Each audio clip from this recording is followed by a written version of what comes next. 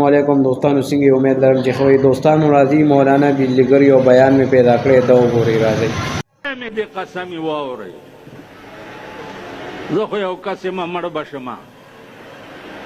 خو په خدای قسم چې د اسمان اراده راته ښې نه ښکاري تاسو خو د حد نه ووتئ خو تباه کېږئ ښځې کنټرول کوي الله دې په تورو کیمه کې چې څوک د ښځو په حمایت کې چې دا دې بار ګرځي الله دې په تورو کیمه کې سره د ملګرو د ښځو د لاسه به انشاءالله د جنت بوی نه ګورئ بوی دا دغه استادانو صاحبانو که درته ویلي دي که نه چې دغې کې ثواب دی دغې کې ثواب یو ملا له 100 روپو لوټ ورکړو په جنازه کې نو ما ته وایي چې ته وګوره هر دلخ پې وغځئ چې زه مړی دې ته وایي ویل دې لوټ ته خو لږ وګوره څنګه نوی دی دا مونږ په ایمان درته یم چې تاسو په دوکه کې ساتلي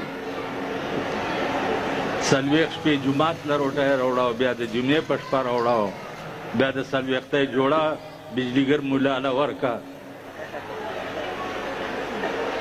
لا مونږ په دوکه کې ساتلي